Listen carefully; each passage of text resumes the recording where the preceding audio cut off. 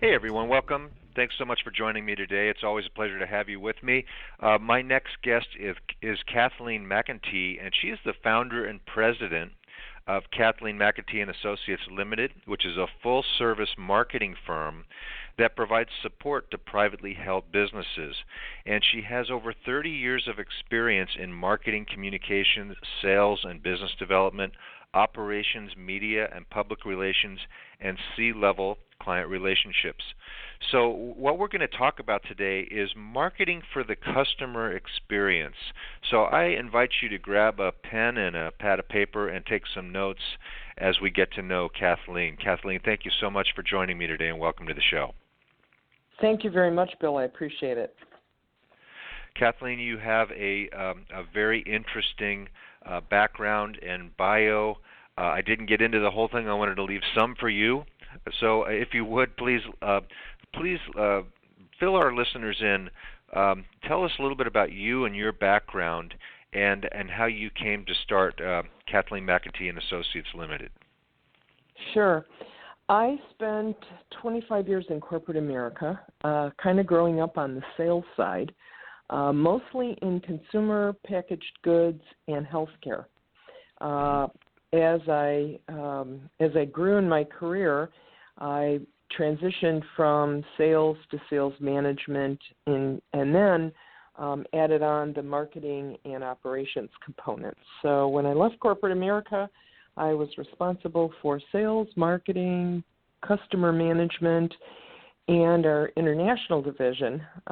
But after that many years in corporate America, the politics and the bureaucracy were such that I thought I could probably make a greater impact on my own. So that's how I transitioned into having my own firm.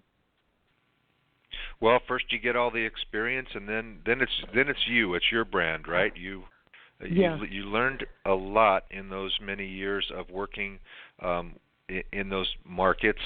And what are some of the things that you'd like to talk about today? The title is Marketing for the Customer Experience. What are some of the points you'd like to bring home to our listeners? Yeah, I've learned more in the last 15 years than I did in the first 20, but I needed the first 20 in order to be able to do these 15. And in corporate America, it was always about pushing the information out to the customer rather than really listening to the customer, especially in those big corporate engines. And what I have learned and what's become much more crystallized, especially in the last couple of years, has been the customer experience. Most people think about the customer experience at the end of the transaction, right? If you think about Nordstrom in a retail setting, Nordstrom's hallmark is taking the package, walking around the counter, and handing it to you. If you go to Southwest Airlines, they're perky, and that customer experience is when you're on the plane. But what a lot of clients don't realize is that customer experience happens the very first time they have anything to do with your company, whether they see on social media, whether they interact with one of your team members, whether they see something in newspaper or somebody tells them about it. And so the customer experience, in my mind, and what I've really tried to work with our clients in focusing in on, is every single touch point a customer has with your company.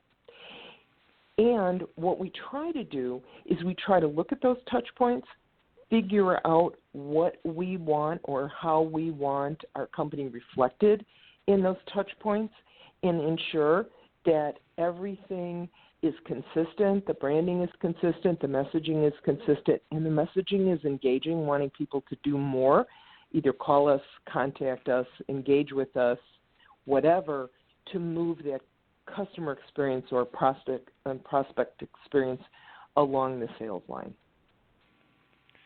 Interesting. And you talk about touch points, and there are so many more touch points now than there used to be, right? I mean, wouldn't you say that's one big thing that's changed so much? That's changed. It probably hasn't changed in in actually the sales cycle. What has changed is in customer expectation. And what has also changed is how people are persuaded. So the statistics are staggering. Up until about a year ago, the marketing statistics showed that in order for a firm or a product or service to go from the back of the mind to the top of the mind of a prospective customer, in order for them to act on their decision, you needed to pretty much hit them 7 times with some sort of either promotion, advertising, touch point, whatever. The statistics now are that people are getting bombarded with over 1,500 sales messages a day. And because of that, they have to be hit 25 times for you to go from the back of the mind to the top of the mind. So the customer touch points are even more important now because people are getting hit with more information. It's taking longer for them to make a decision because they have so much more to clutter to cipher through. And so every single touch point with your business or your service has got to be right, and it's more impactful because there's so much more going into the decision today. More to cycle through for the customer, but also don't they at some point get a kind of a bunker mentality, like nothing, don't they build a self-defense against so many marketing messages and So that, which means that your marketing message has to be even more personal and meaningful to that individual, I would think, right? Yes, it does. It does. And it has to be more engaging. And you have to look at it a couple of different ways. There's marketing directly to this consumer, and then there's business-to-business marketing. And 2 very distinct means of marketing. Consumer marketing, you almost have to bombard them, and yes, they put those walls up because they're tired of it, right? And because the marketing continues to be recycled. So that marketing has to be much more personalized. It has to be more clever. You have to reach them in multiple ways because it's like anything else. People get information differently. Because I'm online all day long, the last thing I'm going to do is read the news online. I don't want to see a computer by the time I get home. But people who aren't online all day long, they go home, they fire up their computer, and they're reading the news online. So it's 2 very different ways of reaching the consumer. You have to reach the consumer in the manner in which they're receiving the information, not where you think you need to push the information. That's why things like TV and radio, even though everybody keeps saying that it's going to be extinct, yes, there's cable and yes, there's other influences, but everybody receives information differently. On the flip side of that, from a business-to-business standpoint, people don't necessarily have up the wall so much as they don't have a lot of time these days. So when you reach out to a prospective customer, as a business, you have to reach out to them in meaningful ways. Meaning, forget the email blast. You have to be giving them information that's important and that's relevant.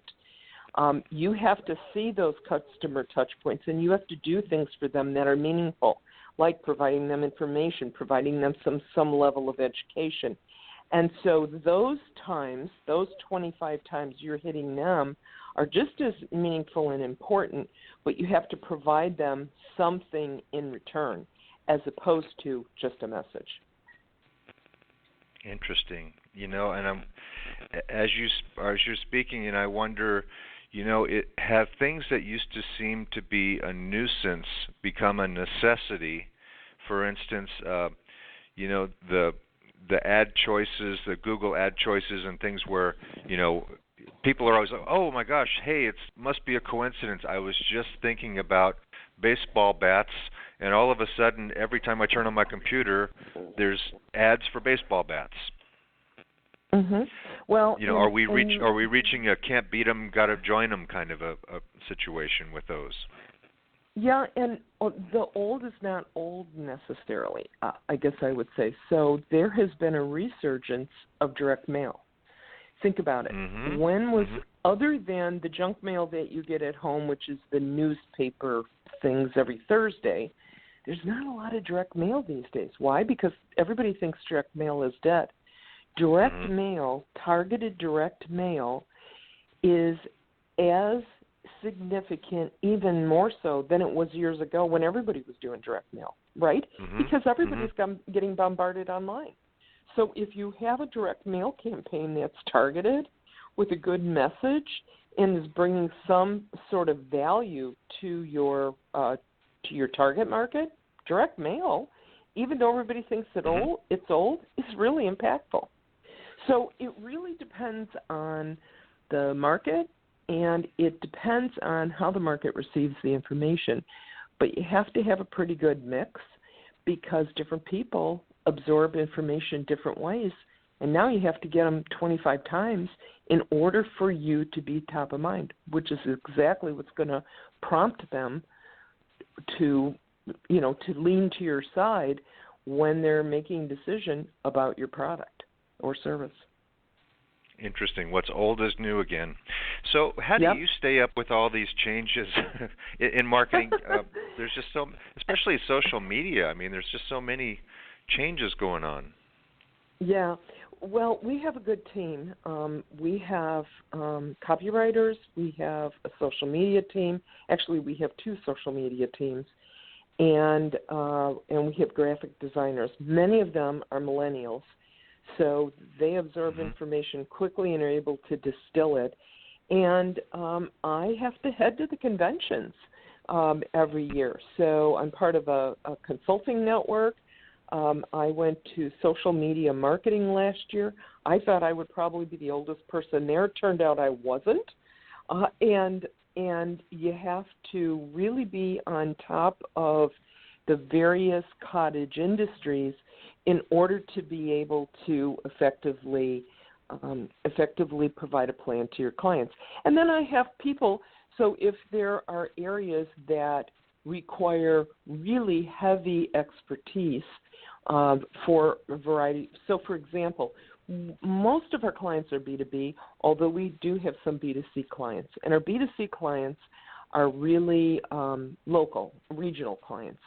If I had somebody who wanted to do nationwide social media advertising, I have somebody who I would actually bring in to support our people to do that, who is an absolute expert, and that's all she does all day long.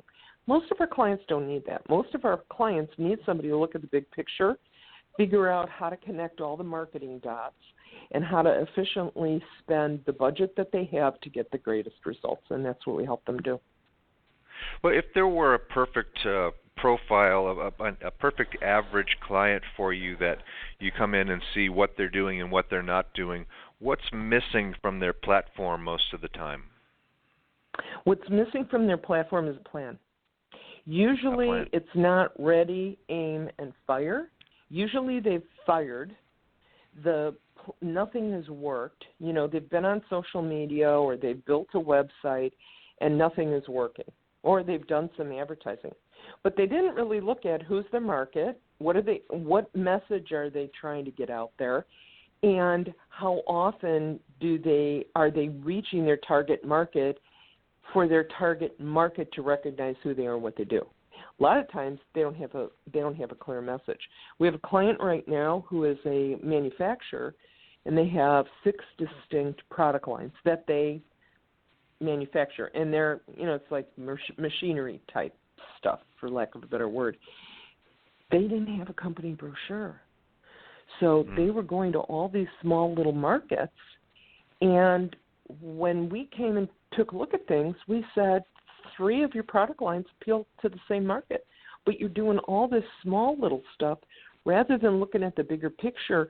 Let's get something and let's get a message about the entire company, and let's start pushing that out and then featuring the individual product categories. Rather than trying to market from the ground up, let's market from the top down. Interesting. And I think, one of the things I talk to a lot of, you and I are both in a networked group called Provisors, right? That's yes.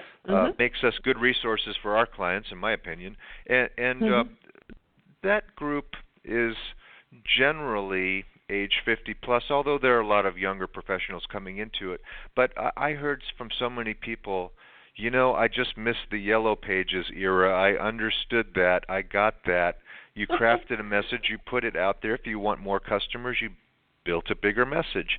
And now it's not so much the size of the message, it's the frequency of the message, it seems like, in social media, which causes challenges because a lot of people will say, well, I guess you just have to throw a lot of spaghetti against the wall, a lot more, because less sticks. But what you're saying is you still need to craft your message first to your audience. You don't just throw a bunch of meaningless messages out there, correct? Right. Well, absolutely. And Provisors is a perfect example. If you're in the Provisors network and you say, I'm a CPA, okay, a CPA can mean a lot of things, right? Or I'm an attorney. Mm-hmm. But if you say I'm an estate planning attorney, people actually know what you do. It's the same thing with the message. So this is a perfect example. We had a moving company client a while back, and we were trying to create the marketing message and the marketing plan. So I went in. They didn't have any marketing function other than the owner and his wife and about 15 salespeople. So I sat with the salespeople and the owner, and I said, okay, we need to figure out what distinguishes us from the competition. And the salespeople said nothing. And that was it. I said, what do you mean nothing? Nothing. It's all based on tariffs. It's all based on weight. It doesn't matter. And I said, wrong. That's why your sales are in a slump. You always have a message to tell. You always can distinguish yourself with something. In many cases, it may be like the guy next to you. The difference is you're talking about it. So we figured out a process that they went through when they evaluated, the contents and when they picked up and how they delivered the goods and whatnot. And we helped them focus that process being their sales message, so that distinguished them from the competition. It's not tough stuff. You just have to think about the spin, right? Absolutely. You have to create that shelf space. They don't put all the products in the same shelf for a reason, right? There's different messages, different marketing, and you're appealing to a different segment of the customer. I love talking about marketing, Kathleen. I could do it all day long. Unfortunately, we don't have all day. Could you give our listeners 3 tips, ideas, or precautions that they could walk away from this with? First thing, articulate your message and articulate it clearly. Figure out what makes you different. If you're swimming with the sharks and in a blue ocean and everything's the same, pick something out that you can talk about and that you can hang your hat out that will distinguish you. Second thing is identify all of your customer touch points. By customer, I also use that synonymously with prospect. So think of when they're first touching your company and the experience you want them to have, and what a second touch point would have, and what that experience should have. Your employees are your ambassadors. Make certain everybody's on board. And the third thing would be don't wring your hands and gnash your teeth in and try to ponder the best approach. Develop a short plan and just do it. Figure out the first marketing technique you want to accomplish or you want to execute and do it. You can always tinker with it later, but you need to execute. Those are great tips. And I took a whole page of notes because, again, I think this topic is so important for our listeners who are thinking about what am I going to do? What's one thing I can do, really work on to improve my business? And this is it. It's this particular topic. So, Kathleen, tell our listeners how they can best get in touch with you. Maybe it's your website or email or phone number, and also tell us what they would find at your website. Sure. Feel free to go to our website. It's KMcenteeAssociates.com, so that's KMcenteeAssociates.com.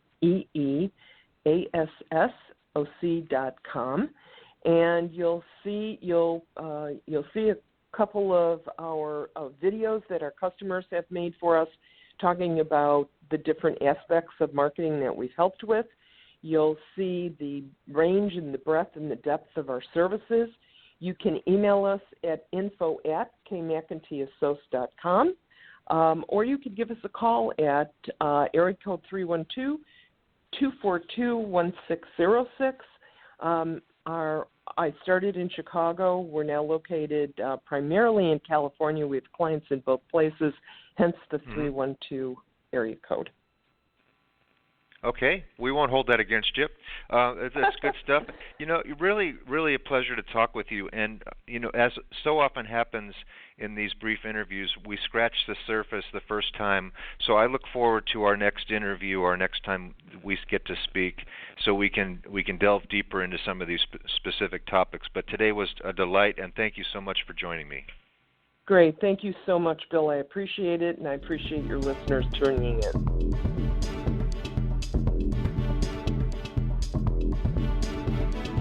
Thank you for listening to Exit Coach Radio.